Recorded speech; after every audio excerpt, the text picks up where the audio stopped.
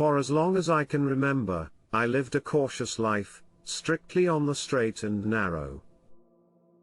Never trust something you don't understand, Sharon, my grandmother's words echoed in my head. We, the Braverman women, weren't the kind of people who lived on the wild side. We never took chances, no risks for us, ever. It is fair to say that we didn't embrace the name Braverman as we should have, but we weren't men after all. Maybe it was best to leave the bravery of life to the men. That is what I thought until I met Jonah. Whenever I saw him, the little voice inside of me would whisper, "We're just too different." But everything I thought I was changed when he came into my life. I discovered a new version of myself, one that didn't live in fear of the unknown but instead embraced it. I liked the Sharon that he turned me into. She was a Braverman woman who tiptoed on the wild side fearlessly.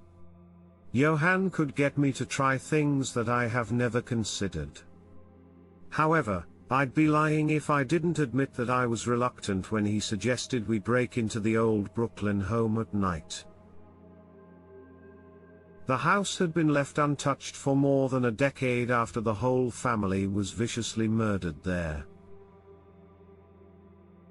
People walked nervously past the house as if it possessed a murderous embodiment of the horrific crimes that took place within its walls. Small children were scolded by their parents if they even thought about approaching the house.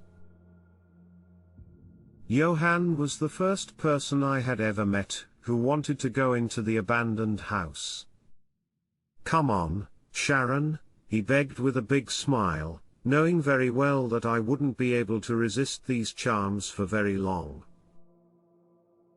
Looking back, my grandmother was wrong. It isn't the unfamiliar that we shouldn't trust. It is the unease in our guts that we shouldn't ignore. We arrived at the house on a Thursday night that was as ordinary as every other night in the small town where we lived. Even as we approached the porch, I felt an unwelcoming presence. Even though it was a warm spring night, the air here felt cold. The porch creaked as we walked to the front door, whispering words of warning that were ignored. The front door didn't budge when Johann tried it first. He smiled at me, probably trying to assess my willingness to continue with this godforsaken plan of his. Once he had the door open, there was no turning back, not really. Not unless I wanted to disappoint the only boy I had ever loved. The air inside the house seemed different, thick, and suffocating. The rooms were dark and stuffy. Finally, we settled ourselves in the living room. Even though I felt uncomfortable when we came into the house, sitting here with Jonah, I felt exhilarated as the moonlight fell on his beautiful face. I assumed our night of romance would begin, but instead, he gave me a mischievous grin and said, "Look what I have." Since the room was dark, I wasn't sure what was in the box that he held, but it seemed heavy and bulky. It was only after he placed the board in front of me that I realized what it was. I had never seen an Ouija board before, and it looked as intimidating as foreign to me, even here in the darkness. Even though I'd like to think that the new Sharon was brave and bold, this was way beyond my comfort zone. As I began protesting, Jonah soothed me, trying his best to charm me into the madness of his plan. Every grain in my body fought against all of it. It was creepy enough being in a house where innocent people had been plunged to death, but now, summoning spirits, too. I wasn't sure if I was cut out for any of it. Looking at Johann, I wanted to protest, get up and walk out, never looking back, but I couldn't get myself to move. My feelings for him had weakened and possessed me, causing me to ignore the voices screaming for me to get out. The wood felt smooth and cool under my fingers.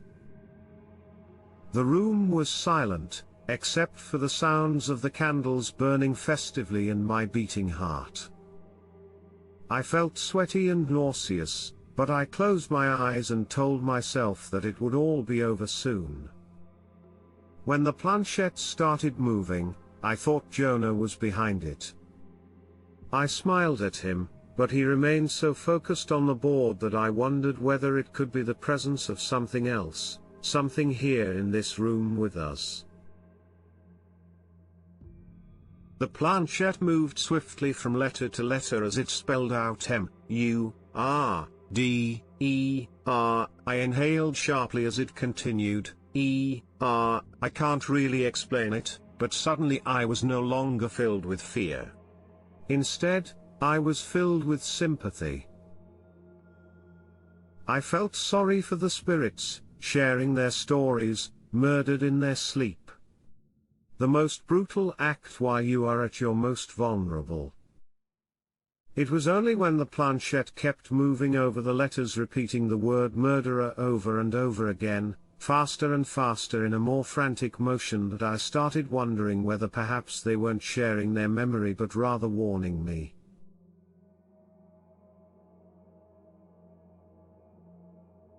Could the Ouija board be part of his ritual? I wondered, feeling my fingers shiver on the planchette.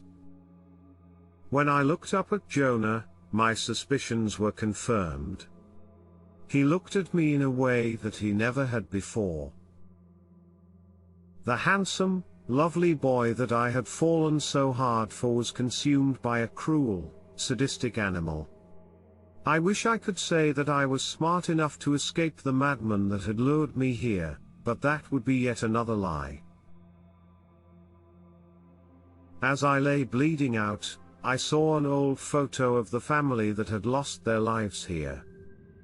In the very center was a young boy, smiling, happily full of hope. Now, I realized that it was Jonah. There is no longer day and night, time exists differently now. I await with the hopes that I will be able to help an innocent girl. I know it is just a matter of time before he brings another unsuspecting girl who had lost her heart here. When he does, I hope I will be able to warn her and guide her to safety. Maybe one day, he will bring the right woman into this house, one that will finally end all the torment that has been suffered here.